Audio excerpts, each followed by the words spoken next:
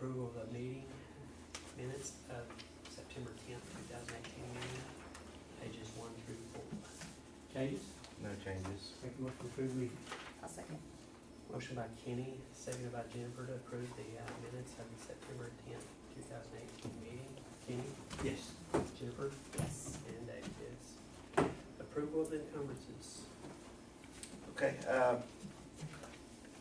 there's not a whole lot. First are some JOM reimbursements. The reimbursements 231 and 232 to Lindy and Dawn from this office were travel. 233 to Miranda Robinson. She helped us out with providing some speech services during our transition. We've got that taken care of, and things are going well there. 236, 37, 38, and 39 in my kind of double dipping here, but in my superintendent's report, our first grade has received a grant for STEM education in first grade. It's really a neat deal, and they're, as a matter of fact, they're going tonight to see how big of an award that we'll be getting for that. And there's also, they have a fundraiser request to help promote this, and it's something that we're getting some good recognition for, and something that's good for the students as well. 244, that was our grade school grant for supplies for our literacy grant. 246 is for Matt Jones training on teacher evaluation. That TLE, that was only going to be a one-time cost that keeps costing us every year. That's what that is. 253, the Holton Mifflin Company, the training fee, they came down and provided us training on our professional development to take the new reading material that we have and make sure it's aligned with our reading grant, and helped us really make sure we were going in the right direction and using all the resources that we have before we, and really we, because of the package that we ordered earlier from them, we're really not going to buy very many supplemental things to go along with it. So that turned out to be a real good deal. And 258, that's for lodging at the Oros conference that's coming up at the end of this month. And yeah, that's it. That's it. So.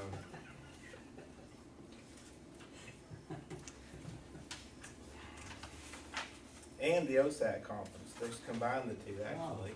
Wow. Nice deal, yeah. So, any questions? Make a motion to approve the I'll second.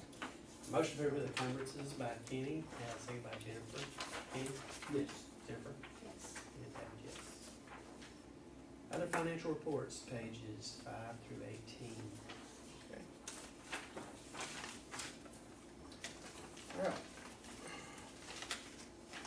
You'll notice we started out the month with a balance of $1,768,499.71. We spent $763,244.82.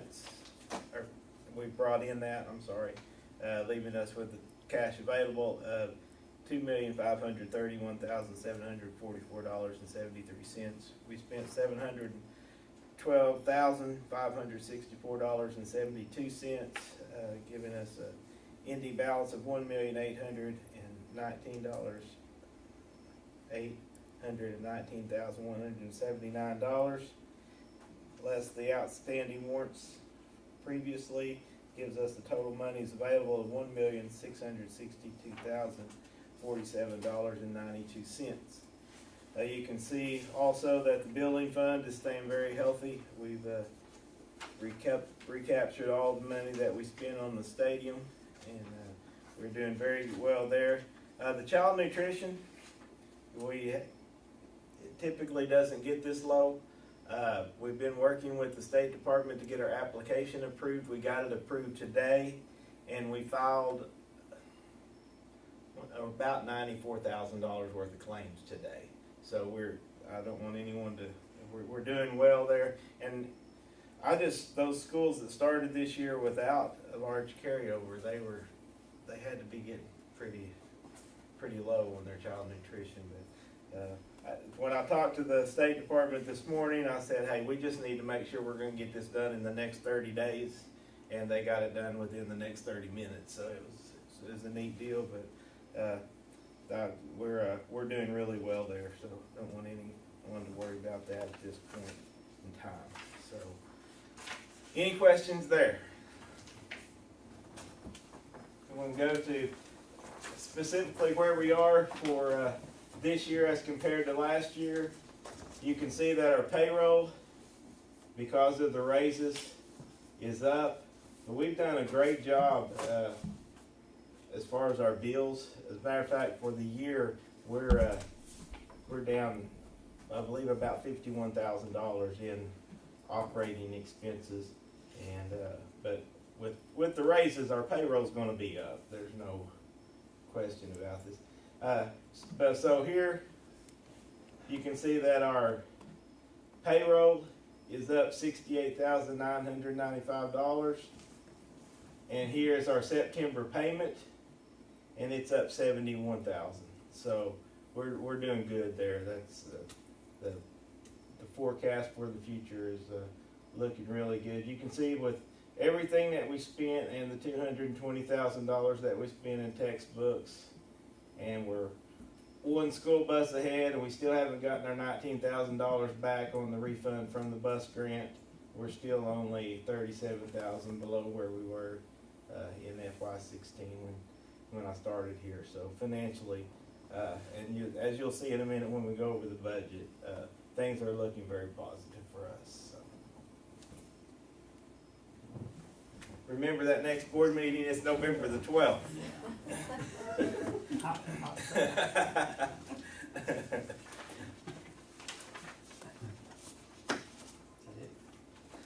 That's all that I have, yes.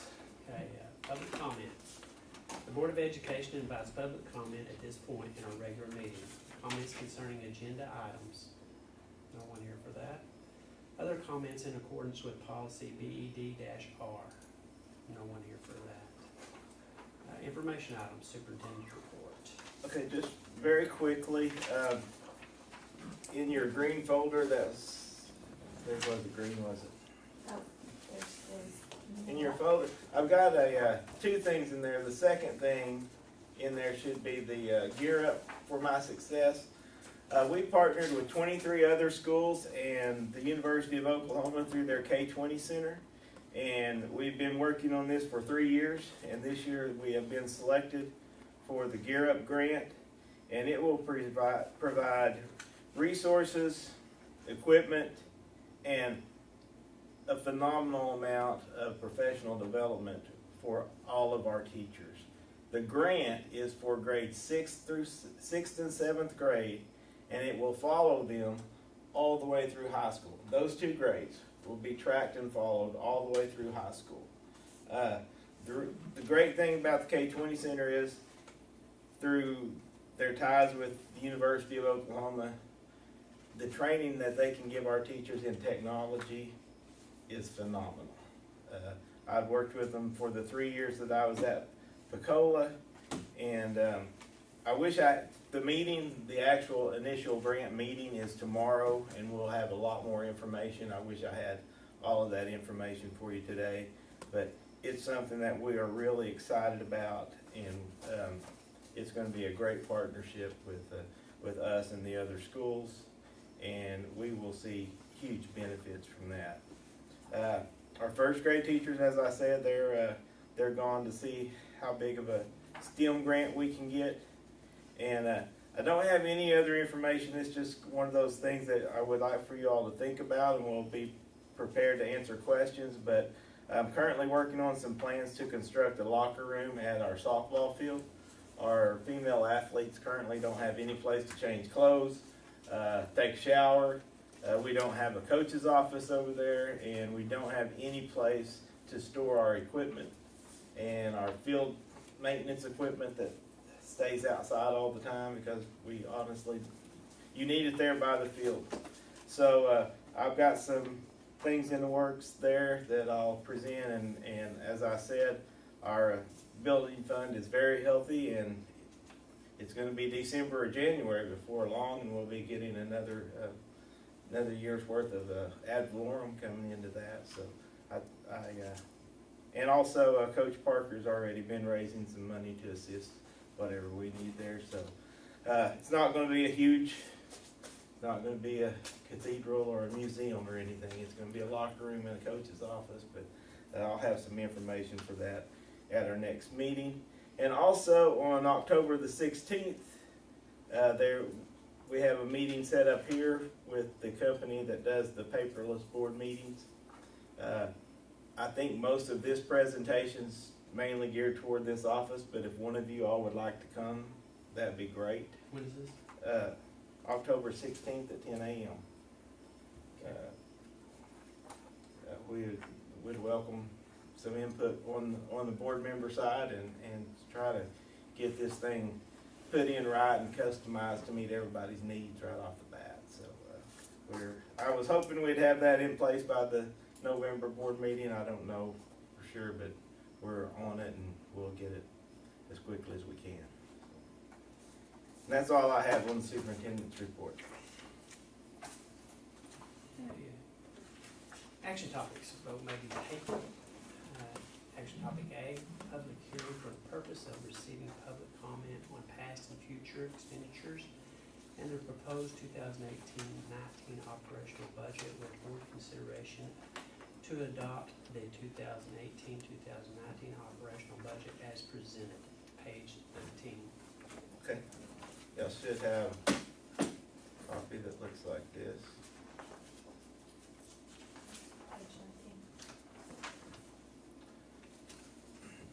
Okay, just to show you, I've got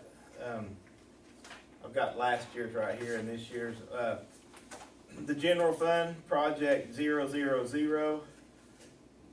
This year, our expected revenue is up $972,378. So we have did very well in increasing our general fund.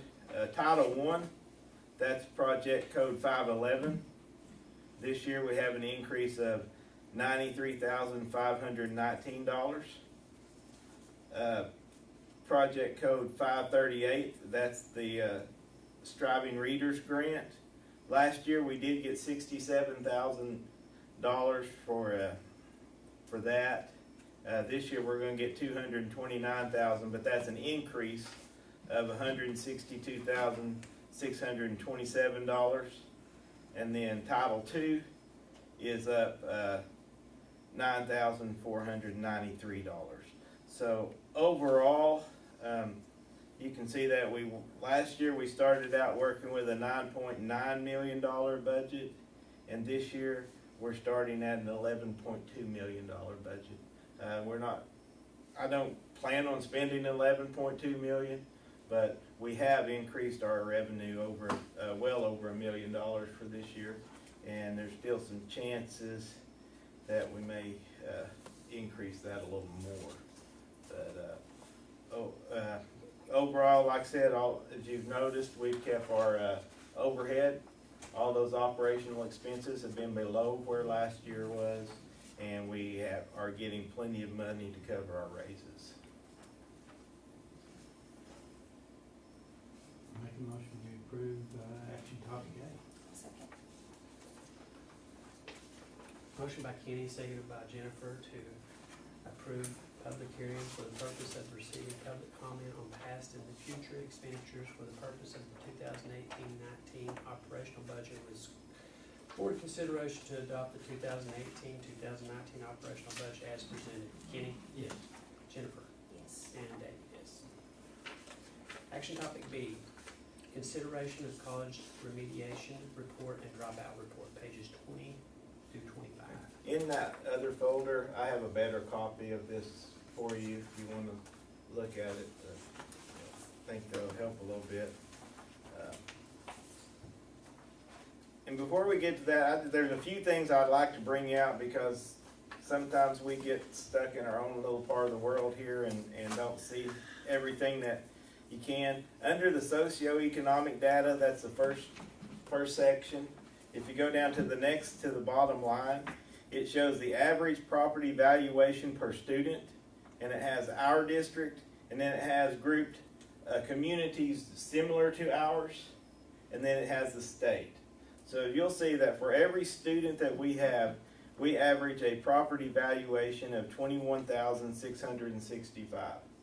For communities our size and the same demographics that we have, the average is $29,185. So basically $7,500 per pupil more in property valuation than we show, which is a direct effect on our county 4 mil and our building fund. And then when you look at the average property valuation per student in the state, it's more than double what ours is. So I thought that, I didn't come up with these numbers. They were given to us by the Office of Educational Quality and Accountability. But you really don't realize the difference that we're dealing with until you see it in something like this. Other things, the average household income, you can see that we're almost 3,000 below the community group average, and we're 18,000 below the state average for household income. Go down a little further, without high school diploma, and this is for adults age 25 or over. In our district, we 18.9% of our population does not have a high school diploma. For communities similar to ours, it's 17.4, and the statewide average is 12.7. And I can't prove any of this, but I really think it makes for a little more of a challenge in getting those test scores up when kids don't hear a high school vocabulary or a college vocabulary at home, and they probably struggle getting help with their upper level math and science at home when there's almost 20% that don't have a high school diploma. It has an effect. You can see in the bachelor's degree and above, we have 13.2%, while the state average is 24.5. So I just thought those were some interesting facts. Then when you go down to the preparation, motivation, and parental support, we're well below the average of the state in suspensions of less than 10 days. We're also below the average of the state in suspensions of more than 10 days.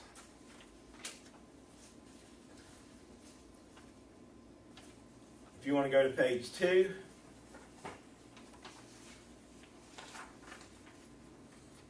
you'll see under the first section, classroom and administrative characteristics, you'll see that percentage of special ed students for our district is 24.4%. The community average is 18.8%, and the state average is 15.8%.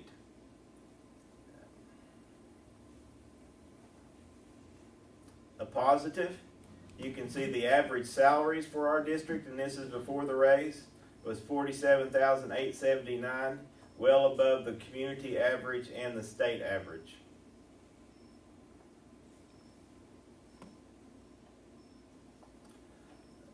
About a little past halfway down where it goes to sources of district revenues. All funds. For Stigler schools from our district, local funds, we get 20.1%.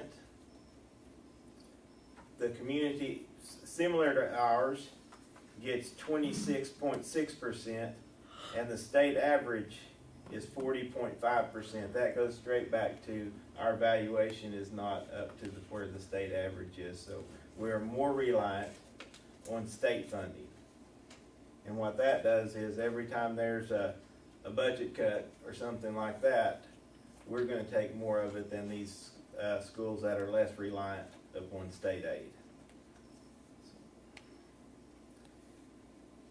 On the district expenditures, bond funds excluded, you'll see that instructional support or instruction, and we're not gonna get into the 60% for instruction because what I view as necessary for instruction and what happens to be coded out by OCAS for instruction are kind of two different things. But with that being said, we're 2% above the community group for percent that we're spending on instruction, and we're 3% ahead of the state on the percent that we spend on straight instruction.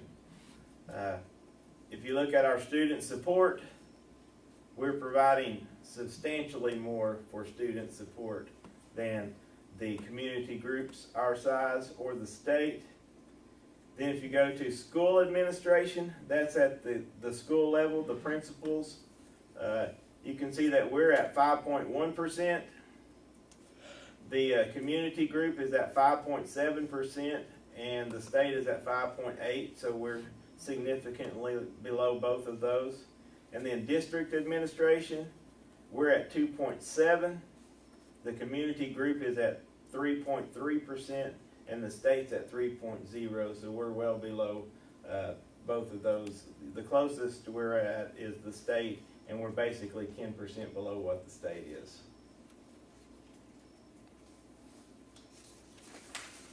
So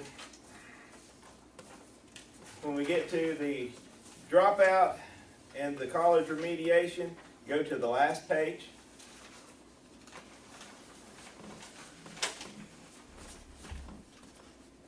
Our senior graduation rate for the 2016 year, because it takes a long time to collect all this data and put it all together for the state.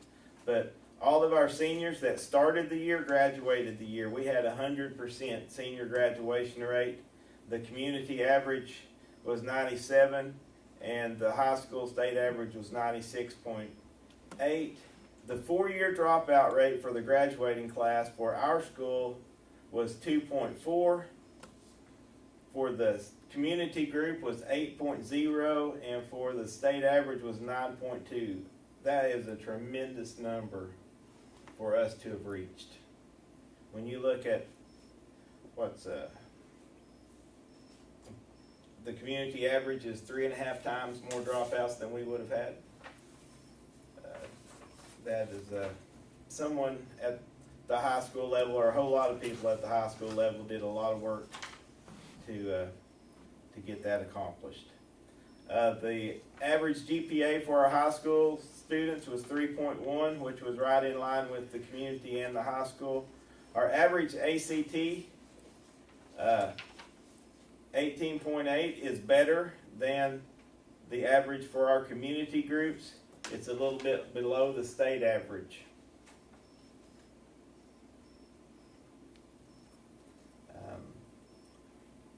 The college remediation rate, and what that is, if you scored less than 19 in any area of the ACT, you were going to have to take a remedial course. So we had about 50% of our students. You can see the community group average is 46, so we are certainly working to get ours to 46 or less. And that's some of the changes that we've implemented with our reading grants, specifically directed at doing better at this particular area.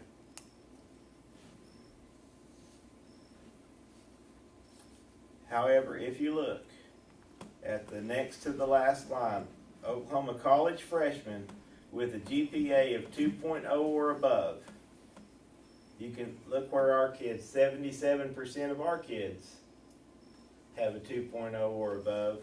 That's much better than, not much better, but significantly better than the community group average or the state average. So what they are learning in high school is transferring into success at college.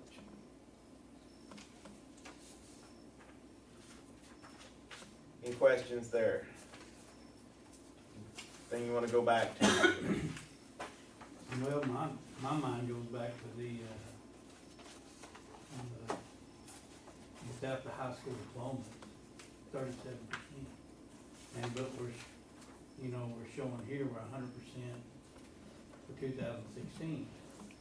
So I mean, is it significantly better, or are we Where are you? Well, on the front page, it said, we talked about the, high school education level, adults without high school diploma. Yeah, adults age 25 or above. Okay, 37%. Move-ins, or is that just everybody here? I mean, Whoever's here at the what? time they did the census. Okay. Yeah, that That had that nothing could to have do nothing. with school. Okay. No, that could be anybody. Yeah.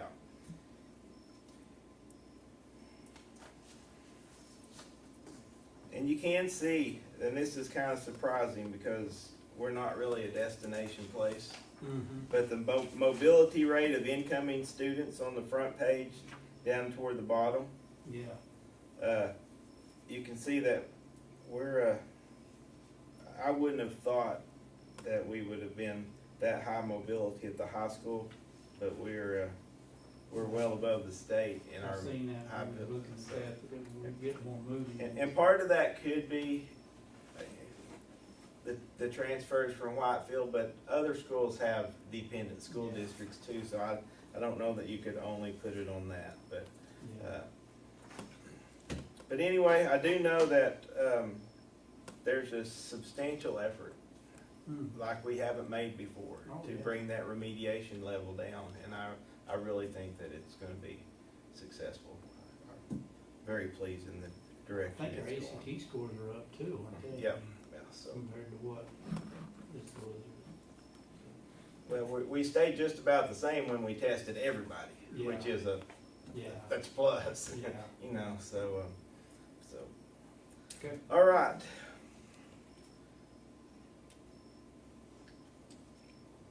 Make a motion that we approve the college remediation report and dropout report. I'll second.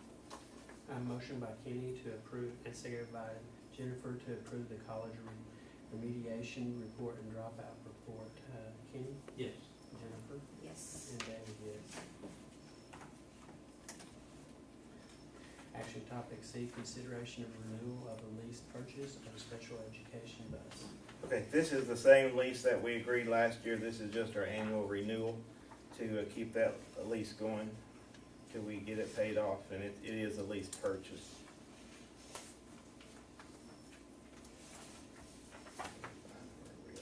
Make a motion to approve the lease purchase for the special education bus. I'll second. Motion by Kenny to approve renewal of the lease purchase of the special education bus, seconded by Jennifer, sorry. Kenny? Yes. And Jennifer? Yes. And David, yes.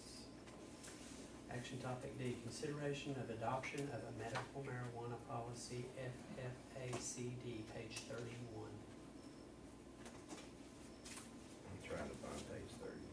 It's in your inserts. Inserts, okay. I messed up my inserts. I think we Okay, there were two different, I get stuff scanned. their OSSBA had a policy, and Rosenstein, Fisk, and Ringo had a policy, and the one that I've chosen to recommend is the Rosenstein, Fisk, and Ringo, and let me just tell you why. Mainly, if you go down to overlap with other, this is the most restrictive policy. It comes from the underlying thought that we receive federal funds. We must have federal funds to operate. And possession of marijuana is illegal according to federal law. So with that in mind, we've gone with the policy that says that it will not be on our premises. It will not be allowed, and we don't have any medical people who will administer it at our school. If we have a student who is using it through legal means and needs it during the day, the parent would simply come and pick that student up, administer the oil or whatever it may be, and then bring that student back to school. But the main thing, over the overlap of other district policies, I really like this because it says the district recognizes that legal aspects and consequences of medical marijuana are new and possibly subject to change. These legal aspects and consequences of medical marijuana affect many areas of the district's current policy regarding employees, students, parents, and individuals on district premises or attending district events. The district will continue to enforce its current adopted policies. As the need arises with changes in state and federal law, the district will consider and/or examine district policies in order to assess whether revisions, if any, may be needed. So it's acknowledging that this is all new and that we may need to do some other adjustments. And I would rather start up at the strictest level and see if there's guidance than where we might slack off. I don't know, but it seems to be easier to do that than to start with a lenient policy and then try to crack down on it. So that was my thinking on this policy. This is just student, oh, I'm sorry. Go ahead. It's just students, right? But there's also employees at the bottom. Yeah, well, I've seen that, I didn't know. Yeah. Okay. There's no possession on campus at all. And then your ODOT still hasn't relaxed any of their requirements, so your bus drivers and things like that, they would still be responsible for what they're doing. That's what I was. Have But- we had any parents requesting to use or for their children to have any of the oils or anything like that? Do you know? We've had a case before it became legal. Are they still here?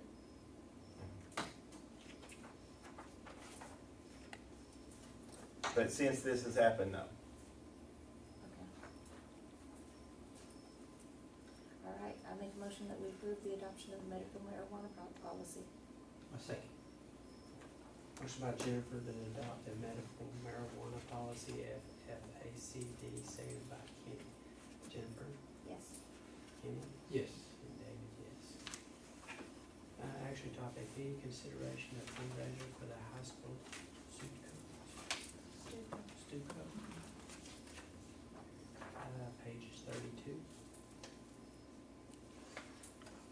We've got two requests for fundraisers. What's this Duco fundraiser? It's a chili cook-off.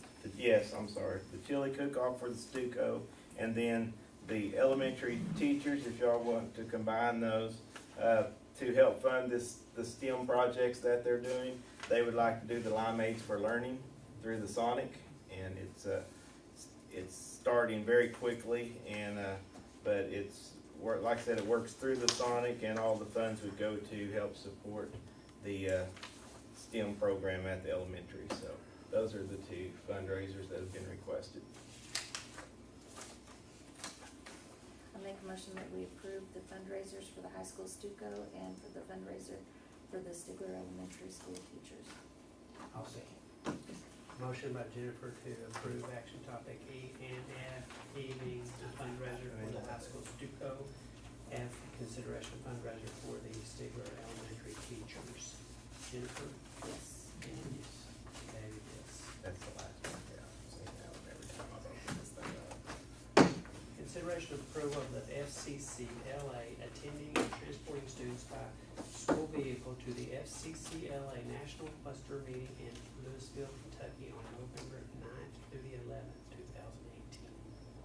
2018. Miss Pages 33 to 38. Ms. Johnson has her full agenda laid out already. She's traveled with our students before and done an outstanding job and very well organized, and so I would certainly recommend the approval of this trip.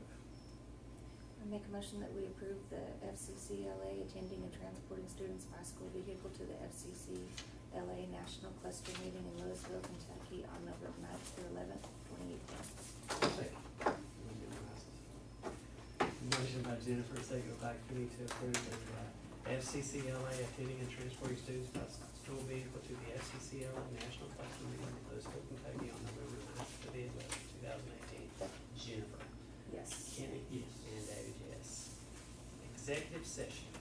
Proposed executive session to discuss and act on the following business pursuant to the 25 OS 307B1 of the Open Meeting Act. One, discussion to employ a school teacher's assistant, a grade school teacher's assistant for the 2019 school year. Make a motion we convene in executive session. I'll second. Motion to convene into executive session at 7:49 by Kenny, seconded by Jennifer. Kenny? Yes.